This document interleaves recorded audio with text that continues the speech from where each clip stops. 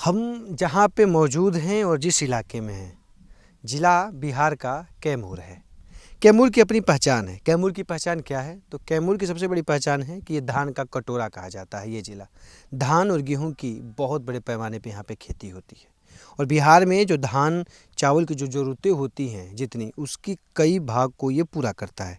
लेकिन अब इस धान के ज़मीन में जो धान उगते थे, खेती होती थी, अब उनमें आज के साथ, समय के साथ नगदी फसलों की भी खेती हो रही है और कई किसान इसमें बदलाव कर रहे हैं। एक ऐसे ही किसान हमारे साथ रवि जी हैं, जो कि शिमला मिर्च की खेती कर रहे हैं, स्ट्रॉबेरी की खेती कर रहे हैं और मटर और न जाने 7 से कह सकते हैं कि 20 से अधिक फसलों की खेती कर रहे हैं 8 एकड़ ज़मीन में।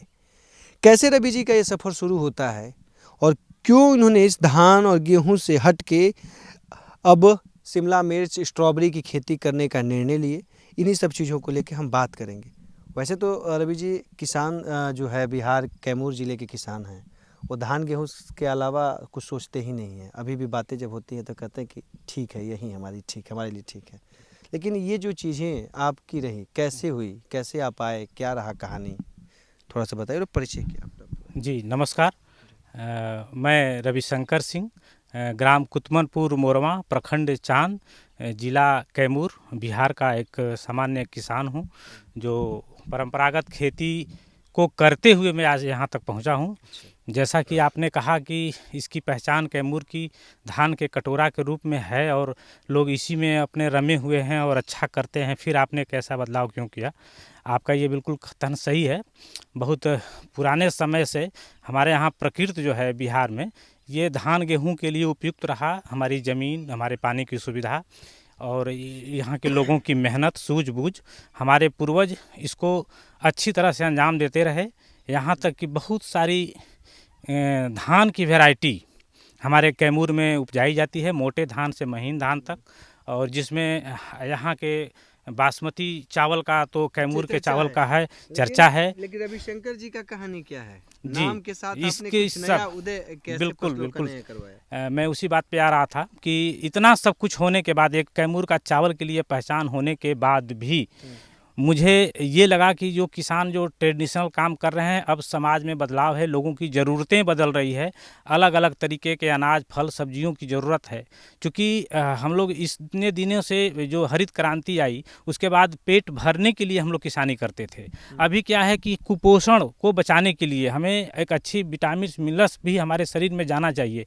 उसके लिए मैं एक थीम सोचा कि इसमें साग सब्जी फल की ज़रूरत है, जो बहुतायत में किया जाएगा तो सबके तक पहुँचने में आसानी होगी और हमारा देश जो है, हमारा बिहार, हमारा ज़िला इस पे स्वस्थ रहे और हमारा देश का तरक्की हो। यह सोचते हुए मैंने उच्च शिक्षा प्राप्त करने के बाद यहाँ तक कि शिक्षा क्या आपका? उच्च शिक्षा मैंने पीजी किया हुआ है।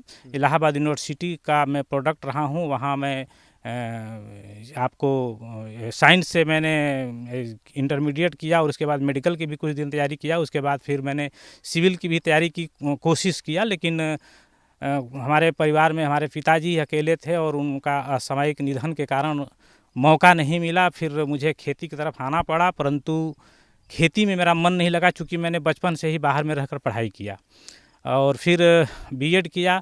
शिक्षक की, नियोजित शिक्षक की व्यवस्था थी उस समय बिहार में, तो उसमें भी ट्राई किया। मुझे नियोजित शिक्षक के रूप में ज़िला में मेरे दूसरे प्रखंड में मेरा चयन भी हुआ, लेकिन मुझे तब लगा कि मैं 8 घंटा का ड्यूटी और 2 घंटा आने जाने का, यानी पूरा दिन का मैं समय दूंगा और शायद मुझे गवर्नमेंट उतना पैसा न दे पाएगी जितना मैं अपने पारिवारिक ज़मीन पे अगर मैं अपनी एनर्जी को लगाऊंगा तो शायद उससे ज़्यादा कर लूँगा। इसी सोच के तहत मैं फिर वापस लौटा। 2006 में मैं पंतनगर गया और पंतनगर जाकर देखा कि एक अलग तरीके की खेती, व्यावसायिक खेती किस तरीके से की जाती है, और वहाँ से मुझे लगा, पंतनगर की ज़मीन देख करके, वहाँ के एटमॉस्फेयर देख करके लगा कि वो तो हमारे यहाँ भी हो सकता है। और मैं वहीं से आकर के 5 एकड़ में सब्जी की शुरुआत किया, जिसमें मैंने फूल गोभी, पत्ता गोभी, टमाटर और मटर से शुरुआत किया और पहले ही साल में मुझे एक अच्छा अनुभव और सफलता मिला। मुझे लगा कि नहीं, ये किसान के लिए ज़रूरी है कि प्रतिदिन उसके भी जेब में आमदनी आए और ये व्यवस्था को मैं खड़ा किया और उसमें धीरे धीरे रमता गया। और मुझे सबसे अच्छी बात लगी कि मैं गांव के ही अपने 10 परिवारों को भी रोज़गार दे लेता हूं, इसमें मुझे काफ़ी तसल्ली मिलती है। और आज के डेट में मैं पूरे 8 से 10 एकड़ में सब्जी की और फलों की खेती करता हूं, जो सीजनल होता है, कुछ अनसीजनल भी करता हूं। और आज विभाग ने मुझ पर विश्वास जता करके मुझे ये नेट हाउस दिया पिछले साल ही, जिसमें आप शिमला मिर्च को देख सकते हैं। और ये शिमला मिर्च अभी इन साल का जो है सो बेहतरीन फसल है। और इस फसल की उपलब्धता इस साल की ये है कि मुझे जिला से लेकर के और फिलहाल में भी अभी बिहार राज्य बागवानी महोत्सव प्रतियोगिता हुआ था, उसमें मुझे प्रथम द्वितीय पुरस्कार भी मिला। इससे ज़्यादा खुशी भी हुई और लगा कि नहीं हम भी कुछ कर सकते हैं। आइए सर, चलते हैं थोड़ा सा आगे भी। तो मैं चाहूँगा साथी से थोड़ा सा चलिए। तो जी हाँ, आप देख रहे होंगे कि पूरा करीब करीब आप ही का एरिया है नहीं? जी हाँ। ये तो ये जो आइए आप आगे जी। आप शिमला मिर्च के अलावा क्या क्या खेती कर रहे हैं अभी? हाँ, शिमला मिर्च के अलावा मैं फल में अभी स्ट्रॉबेरी कर रहा हूँ और फिर अभी तरबूज और खरबूज की तैयारी चल रही है। इसको भी करीब मैं 8 एकड़ में करने की पूरी तैयारी है, नर्सरी वगैरह डाल दिया गया है। उसके साथ मैं इंटीग्रेटेड फार्मिंग मतलब विविधीकरण, मतलब एक दूसरे के पूरक रह करके मछली पालन, पशुपालन, ये सबको साथ रख के एक दूसरे के वेस्ट आइटम से एक दूसरे का आहार बनाना, और जिससे कि हमारी सुगमता और बचत जो है हमारे कृषि में ज़्यादा है, इसको ध्यान में रखते हुए जैसे मैंने अभी आप देख सकते हैं कि ये बगल में ही मेरे ये तालाब है। और ये तालाब मेरा 2 तालाब है मेरे पास, एक इससे भी छोटा साइज का है जिसमें मछली पालन करता हूँ। और इसमें 2-3 तरह की मछलियाँ जो कई लेयर में होती हैं उसको डालता हूँ, लेकिन मुझे सारी सबसे ज़्यादा पसंद आती है एक मछली ग्रास कटर, जो जिसके नाम के से ही आपको प्रदर्शित होता है कि ये घास खाती है।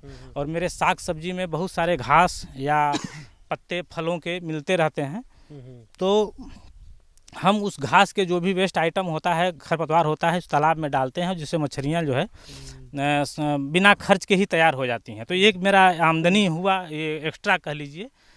और इसके साथ मैं अभी 3 सालों से स्ट्रॉबेरी की भी खेती कर रहा हूँ। और स्ट्रॉबेरी में ये पिछले साल तो बहुत में कर रहे स्ट्रॉबेरी ये एकड़ के चौथाई हिस्से में मैं कर रहा हूँ। और पिछले साल इससे कुछ ज़्यादा किया था और मार्केट तक गया, बहुत ही इसे लोकल के सारे मार्केटों में इसे बेच पाया। थोड़ा बहुत कभी एक बार ज़्यादा भी हुआ तो कलकत्ता भी भेजने का मौका मिला, लेकिन बाकी सब खपत इधर ही हो गया इन साल। हाँ, इन साल थोड़ा सा बेमौसम बारिश के चलते मेरा स्ट्रॉबेरी मेरा ही नहीं, मैंने पता किया तो सभी जगहों की स्थिति यही है कि नर्सरी से लेके अब तक जो स्थिति बनी है उसमें थोड़ी कमी आई है पैदावार में, और मौसम के हिसाब से थोड़ा सा उसमें रोग और गलन इस सब आया है। हाँ, बढ़ा है। आइए थोड़ा सा क्या कि स्ट्रॉबेरी के हम लोग चलते हैं ना, आइए चलते हैं स्ट्रॉबेरी के पास और बात करते हैं।